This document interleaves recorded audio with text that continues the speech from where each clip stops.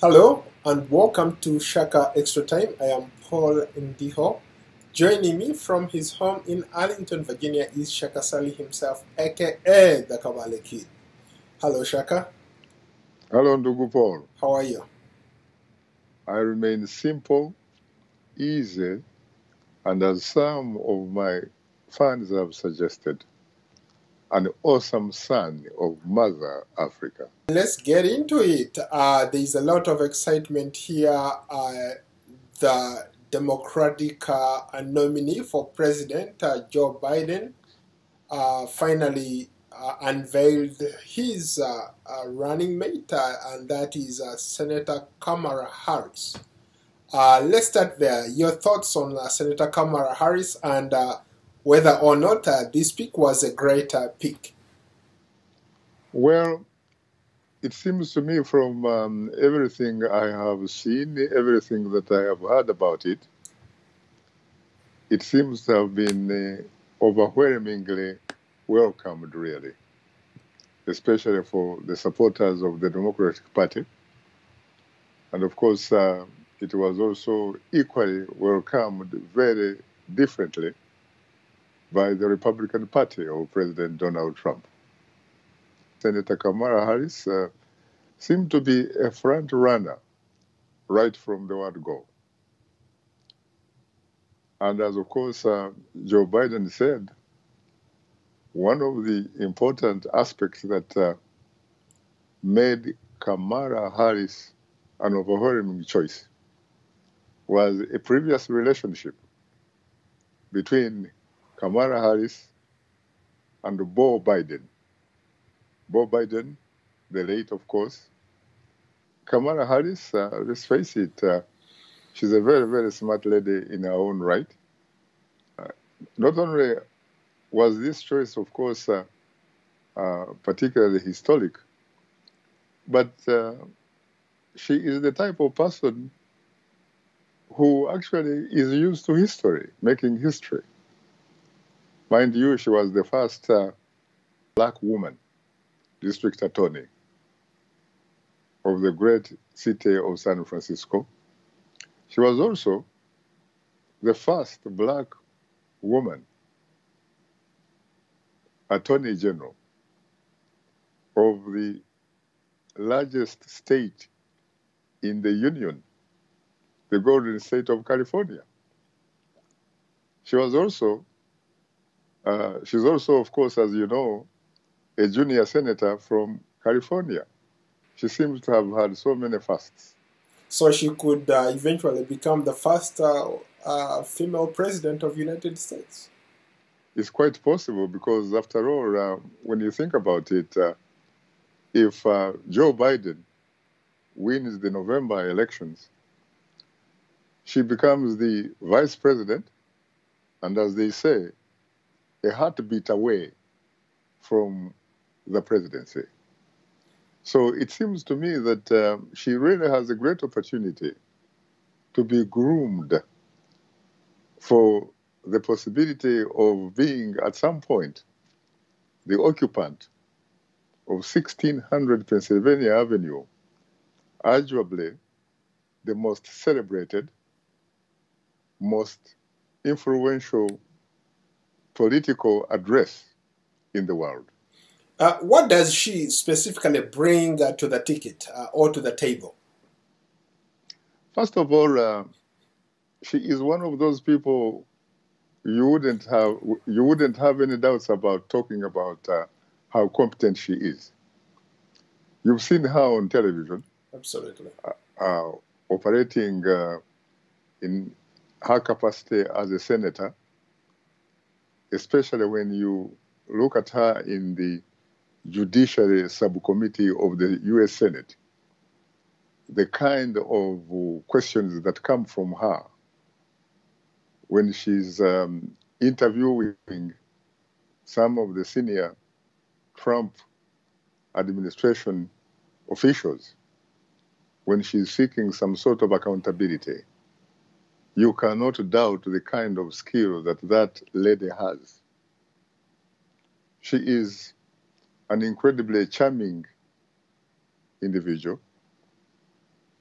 those who know her, both supporters and those who oppose her from, in fact, both sides of the aisle, have enormous, at least have said how they have enormous respect for her.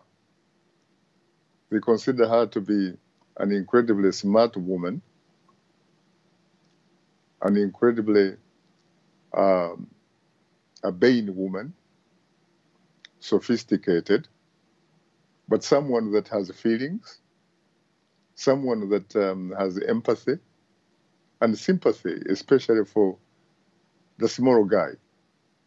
How would you respond to critics, including President Donald Trump, who said that her eligibility to be a running mate is questionable? She doesn't qualify to be Vice President of the United States. In fact, stroking fears or birther fears like what he did when President Obama was running for office. But we know for a fact that Kamala Harris was born in Oakland, California in 1964 to an Indian mom and a Jamaican dad. Those are the facts at hand. President Donald Trump is entitled to his opinion, but certainly not entitled to his own sets of facts. As you rightly said, we know that Kamala Harris was born in Oakland, California in 1964, and that was a time when her parents, her father having come from Jamaica and her mother having come from India to seek what she characterizes as a world-class type of education. These were students at the University of California, Berkeley campus.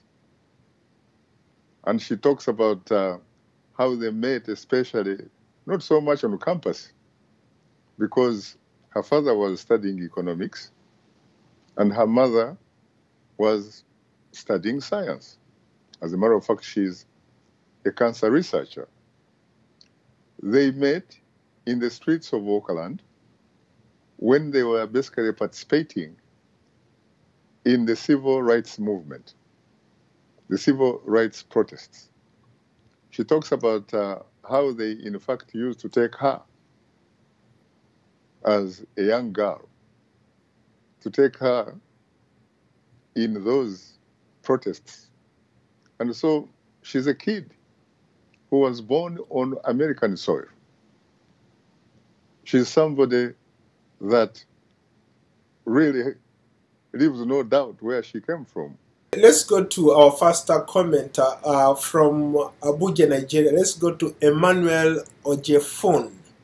He says, Mr. Shaka, how does Kamala Harris help or hurt Joe Biden? There are a lot of people who said that her being a black lady might actually hurt Joe Biden because, again, you talked about President Barack Obama. Barack Obama was arguably one of the best presidents, but because he was a black person, there was so much opposition here in the United States. No matter what he did, he still remained a black guy. People judged him based on the color of his skin, not the content of his character or what he brought to the table. So wouldn't that hurt Joe Biden if elected or during this campaign, rather? Emmanuel, thank you very much for your question. It is true that if you happen to be black in the United States of America, in order for you to be perceived equal by the dominant culture, you may have to run faster, you may have to jump higher. But Kamala Harris has already jumped higher, has already, in fact, run faster. You know, when you think about former Senator and the former Vice President Joe Biden to be able to pick Senator Kamala Harris, given that he has really had perhaps more than 40 years of political experience, more than 40 years of public service at the highest level in these United States of America. He had to know exactly what he was doing. And as a matter of fact, one of the first people or individuals to react to that choice was Joe Biden's former boss, President Barack Obama. Barack Obama said that Joe Biden had actually made a great decision, that was the right decision to make. And I think the fact that Joe Biden was courageous enough, was open enough to make that type of choice, a choice that gives hope to the people of color.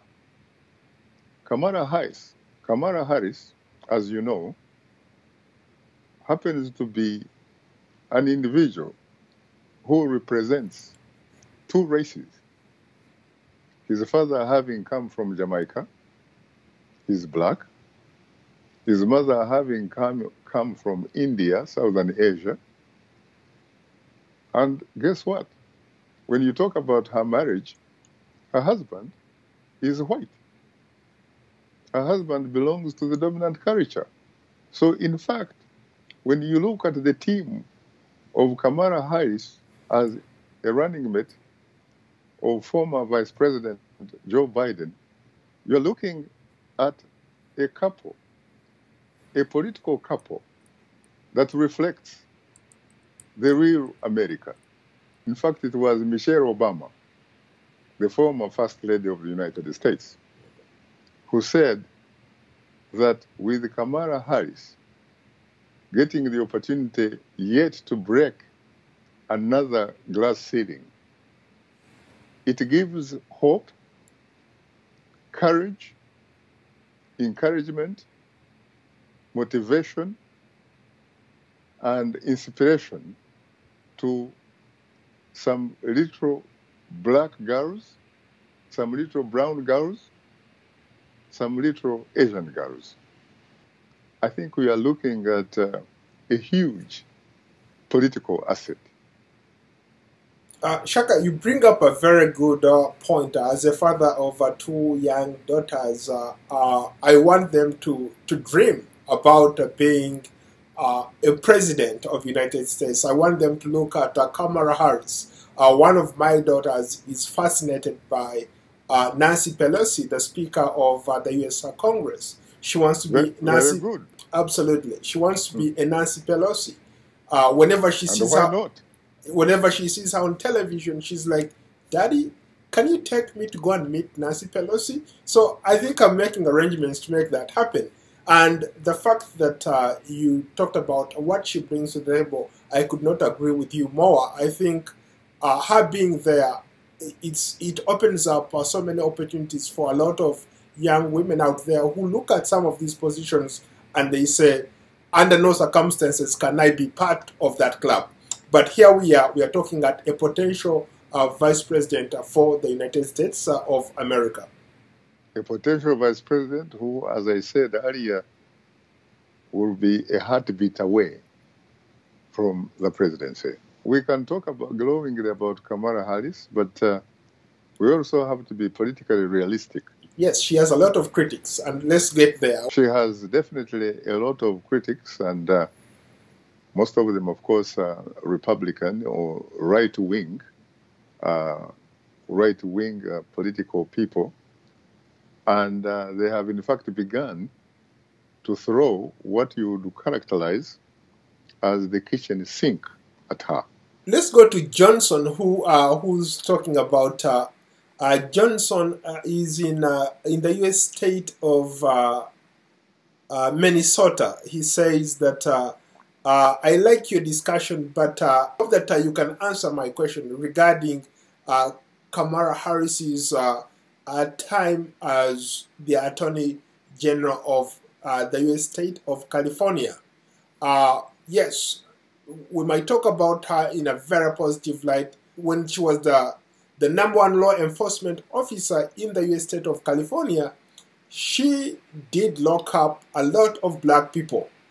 Should black people rise up to support the candidacy of Joe Biden and Kamala Harris? If you are Attorney General of the state of California, you are the Attorney General of the citizens of California, whether they are black, whether they are white, whether they are Chinese, whether they are Indians, whether they are Jamaicans, or whether they are Africans, whether they are Nigerians, whatever you want to call them. And so I think that it is incumbent upon the individual or the person who holds the office of Attorney General to follow the law, to administer the law without fear or favor. And I think that's precisely what Kamala Harris was able to accomplish. If Kamala Harris was not successful in her position as the Attorney General in California, I doubt that she would have gotten the support to become the first black female senator from the Golden State, the largest state in the Union. Let's go to Sylvia Wambui in Nairobi, Kenya. What lessons can African leaders learn from the pick of Kamala Harris, a woman to be Vice President of the United States? And how can this pick be a source of inspiration? Sylvia, I think you have a very, very important question here. I think that it is a high time African leaders began to be socially and politically sensitive to all their citizens, regardless of gender.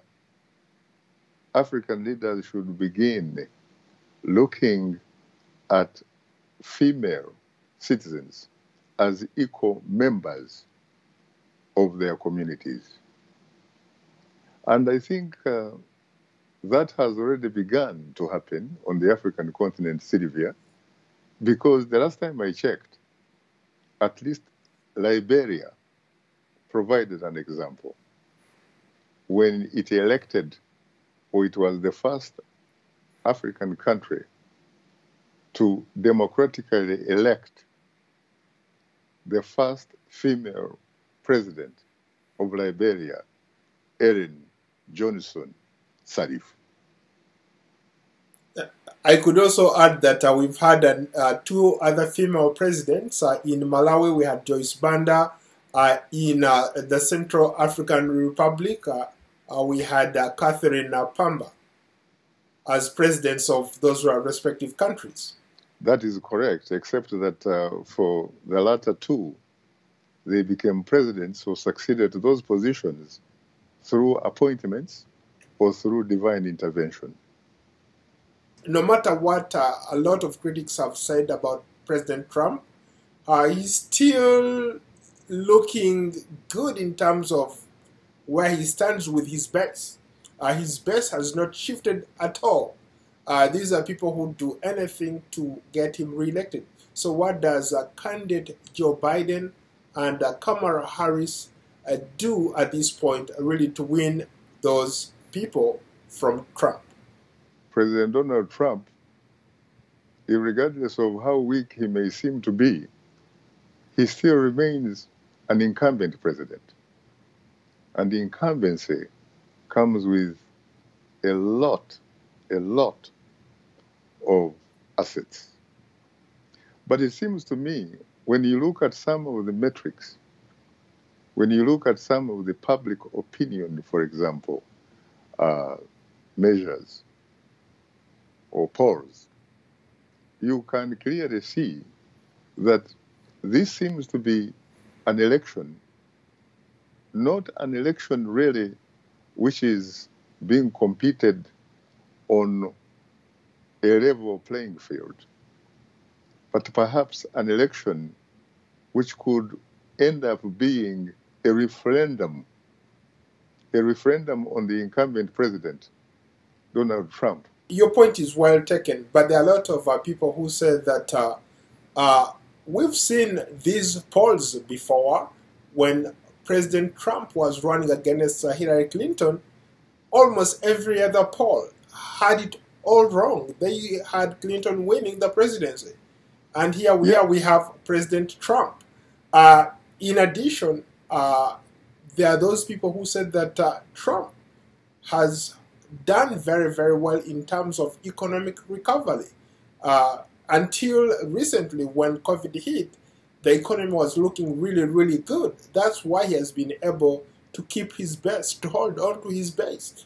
First of all, you are right in saying that perhaps we shouldn't look at the public opinion polls as if, in fact, we're looking at a panacea here. But when you compare and contrast the public opinion polls of today and those of 2016, there is a huge world of difference. And when you talk about how Trump, by virtue of being a businessman, his supporters think that he is the kind of person that could manage the economy, I don't think that the evidence bears that out. But you know, when it comes to politics, it's not about whether you did for me something last year. In politics, the question is very simple. What have you done for me lately? Do I, in fact, have the means that can support my family? When you look at the millions of people who are unemployed, you look at the millions of people who do not have the tools to support their children, support their families, to pay their rent, to pay their mortgages, you should ask yourself, why would those types of people want to give 4 more years of a president, Donald J. Trump? You know, Shaka, there are a lot of people who also have come out very strongly to look at the age factor. They have said that if Mr. Biden is elected president, he will be the oldest president. He's right now at 77 years young. So given that fact, a lot of people would maybe want to vote in Trump again. I think that those types of people should refrain from discriminating against people against people who are considered to be old. When it comes to politics, it's about the numbers.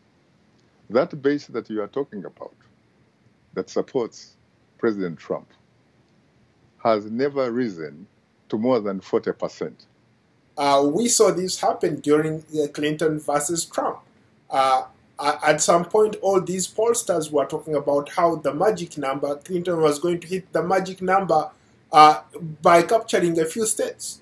What happened? On the contrary, the picture was not exactly the same. Yes, in terms of national political public opinion polls, yes, Hillary Rodham Clinton was way up. But in fact, even that number, when you compare it and contrast it with the current opinion polls, Joe Biden is in his own league. To push back a little bit, you talked about how politics is all about numbers. We agree, both of us agree, that Trump has a base that has remained constant.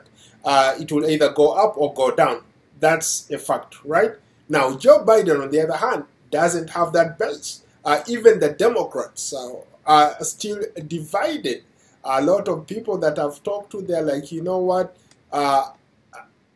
they should have considered a Bernie Sanders supporter or to bring on the ticket so that they can all rally together the Democrats. You could also perhaps talk about the black vote.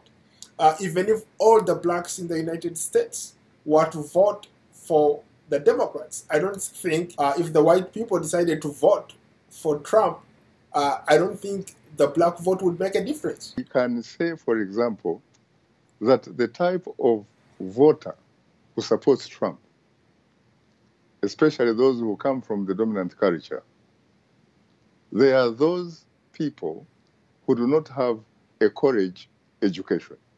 But that's not true. I've run into people who That's the reflection of the public opinion polls. But I've run into people who are highly educated. No, you are talking, yes. But I'm telling you, my evidence for me is a reflection of the public opinion that I have been following. So, you should just look for it. No, let me ask you, have you ever been polled? Have you ever been polled in these circumstances? No. I've never been called to be polled. That's not the issue. I am using that as evidence. Right.